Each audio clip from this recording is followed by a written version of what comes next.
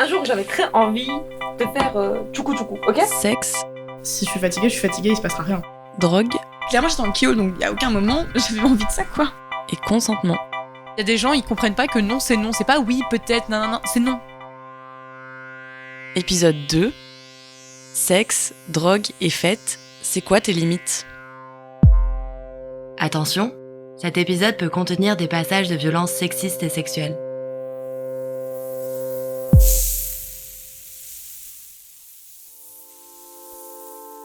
Bonjour, moi c'est Chloé. J'ai 27 ans et je fais partie d'un groupe d'associations qui travaillent sur les questions de sexe, de drogue et de consentement. En mars 2019, 7 associations ont décidé de se rassembler pour former un groupe de travail et pour se questionner sur ces thématiques. Nous venons d'horizons différents et nos champs d'action ne sont pas les mêmes. Certaines associations s'intéressent à la santé sexuelle, d'autres à la réduction des risques liés à l'usage de drogue, certaines à la promotion de la santé, à la prévention, à la santé des femmes et des personnes LGBTQIA+, à l'éducation permanente, aux luttes contre les violences sexistes et sexuelles. Et pourtant, nous nous sommes tous et toutes sentis concernés et il nous a paru important, voire urgent, d'essayer de mettre en place des outils pour proposer plus d'espaces safe en soirée. Pour cela, on a décidé de partir à la rencontre de plusieurs personnes, d'interroger des jeunes qui côtoient de manière plus ou moins fréquente les milieux festifs. Parce qu'en fait, on pense qu'il existe déjà des outils.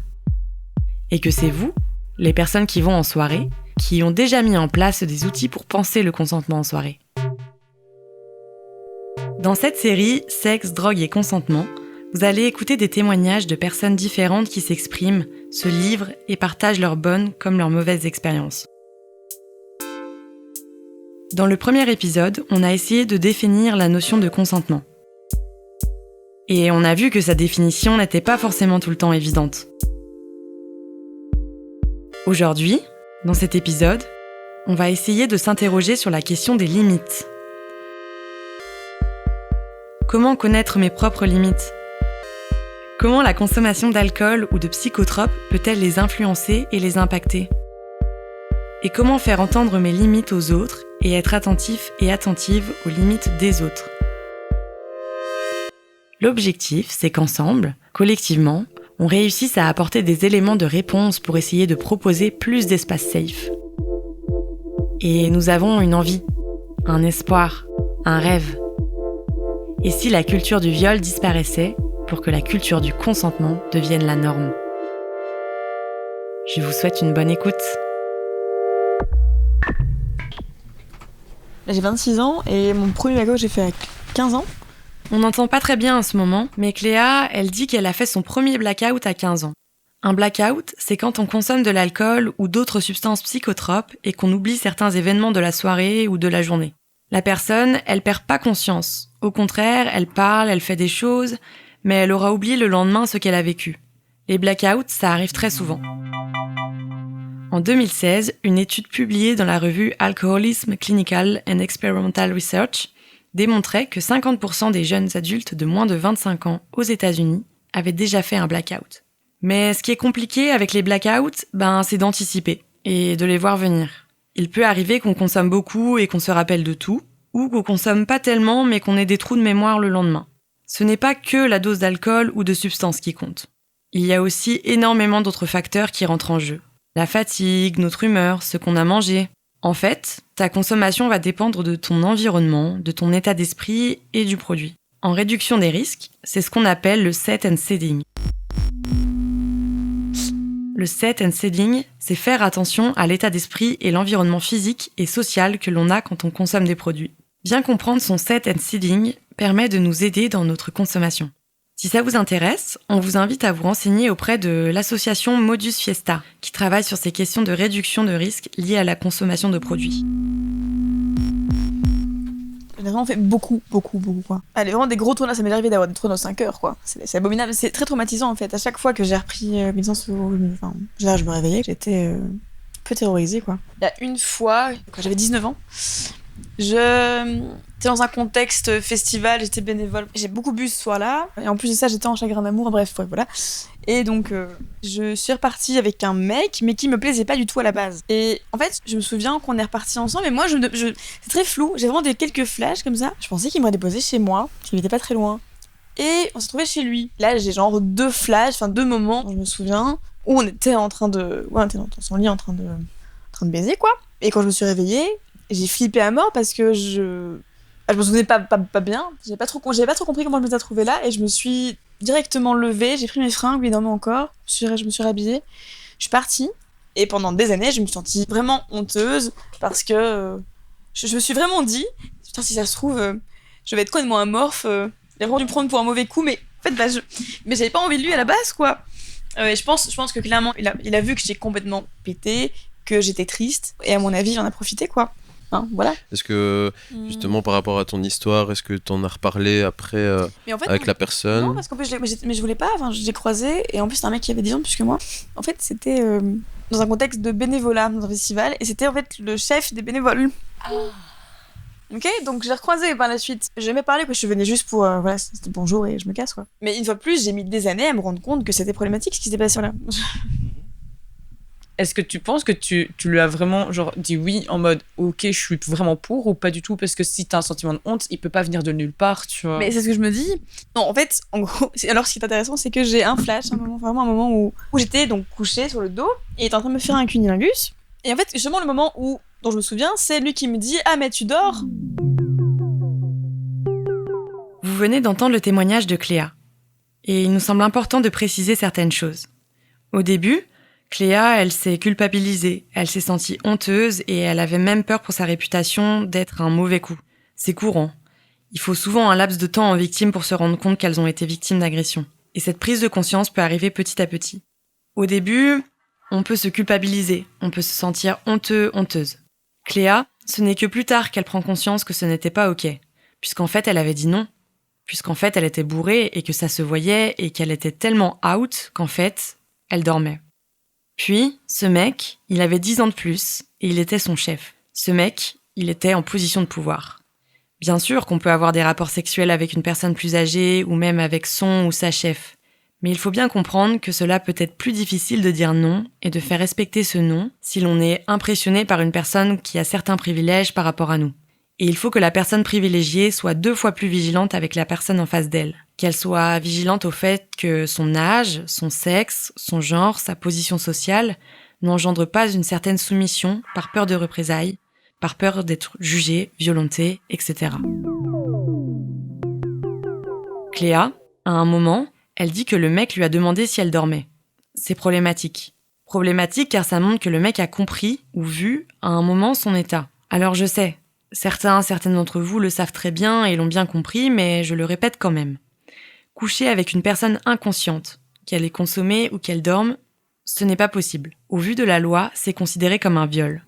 Alors, si vous avez le moindre doute sur l'état de conscience de la personne qui est en face de vous ou si elle dort, stop, c'est non, on s'arrête. Donc ça, pour mon consentement, je trouve que souvent j'ai pas trop de soucis. Enfin, surtout l'alcool, en fait, si je suis fatiguée, il se passera rien, quoi. Je dormirai, puis c'est tout. Puis si je suis excitée, bah, c'est très très bien.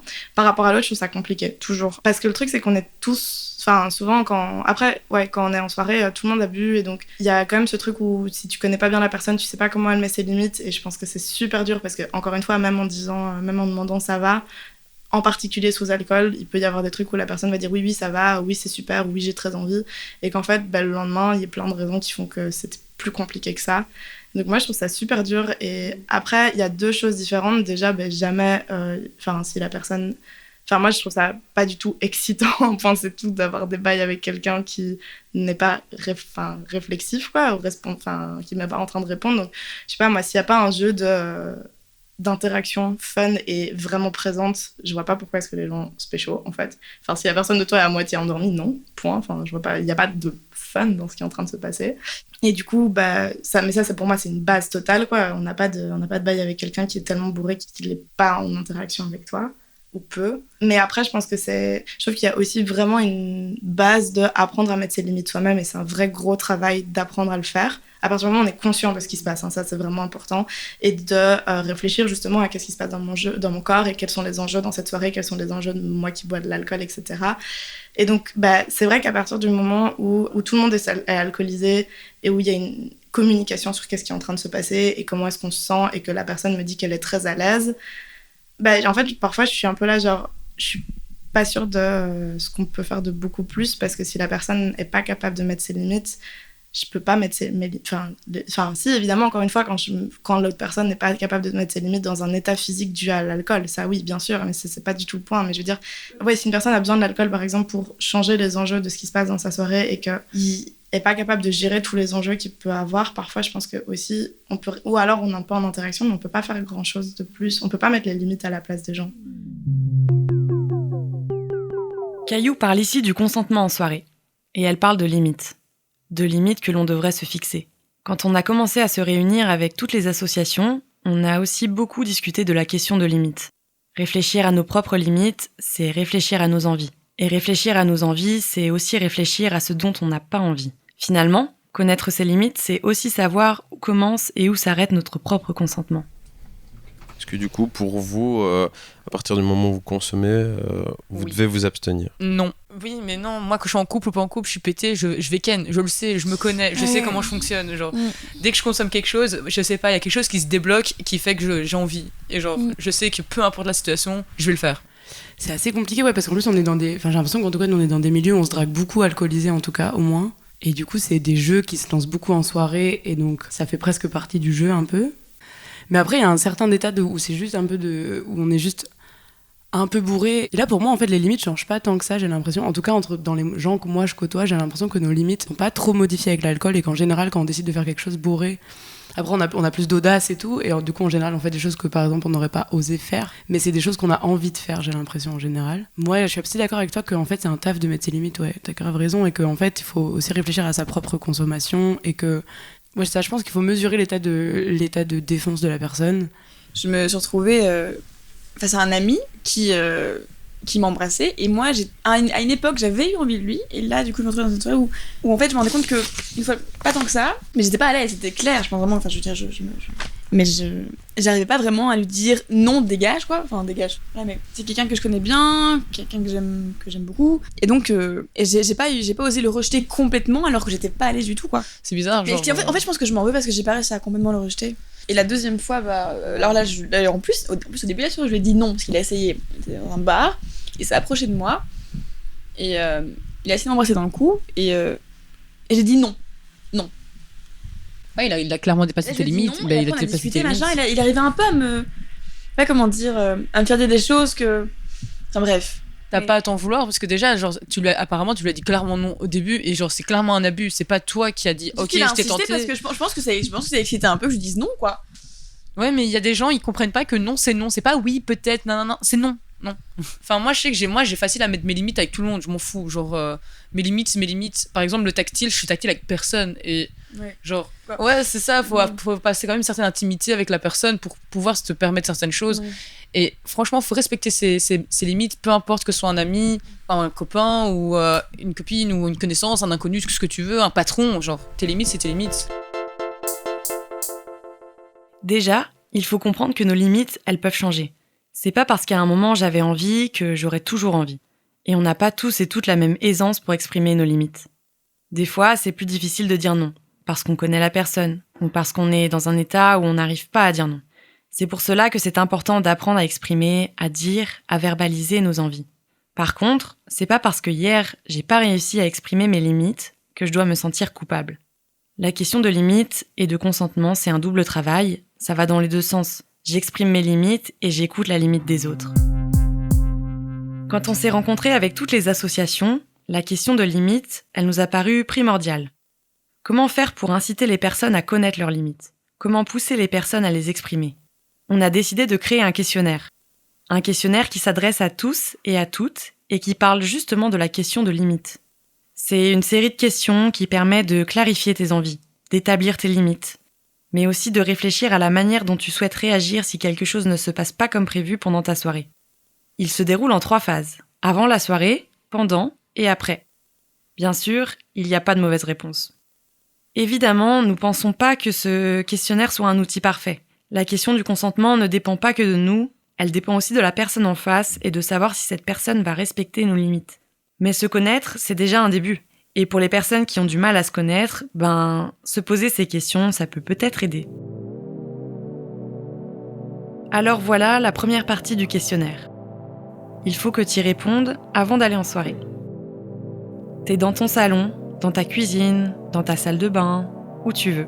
Tu peux te poser seul ou avec des amis de confiance. Tu te poses 2 minutes et tu te demandes: est-ce que tu sais ce dont tu as envie en matière de rencontres et de sexualité ce soir ? T'as envie d'être dragué ou de draguer ? Si oui, comment ? Est-ce que tu sais si t'as envie de consommer des produits ? Si oui, quels produits ? Et plus ou moins en quelle quantité ? Tu vas réagir comment si ce soir une personne te propose un produit ? Donc si c'est clair que tu as envie de consommer ce soir, tu peux aussi te demander si tu sais si les produits que tu vas prendre vont t'influencer.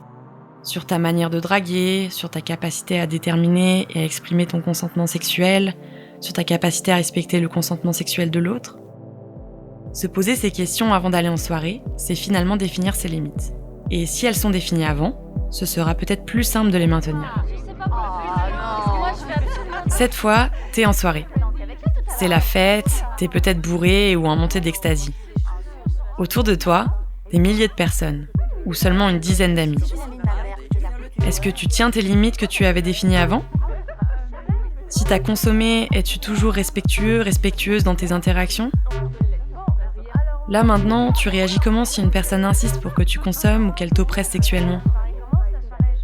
Et si t'es témoin d'un comportement harcelant, est-ce que tu vas intervenir ? Si t'as rencontré une personne ou si t'es avec une personne que tu connais déjà, comment tu vas arriver à t'assurer de son consentement sexuel ? Et si elle a consommé, qu'est-ce que ça change ? Ah non, ça s'est changé.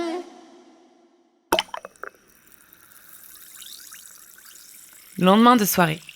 T'as mal à la tête, envie de vomir. Ou t'as de la chance et t'es peut-être en pleine forme. Là, tu peux te poser et réfléchir sur la soirée d'hier et te demander: hier soir, t'as l'impression d'avoir respecté tes limites ? Si t'as l'impression de pas les avoir respectées, comment tu te sens ? Si ça ne va pas, que vas-tu mettre en place ? Si une personne n'a pas respecté ton consentement sexuel, que vas-tu faire ? As-tu des personnes à qui en parler ?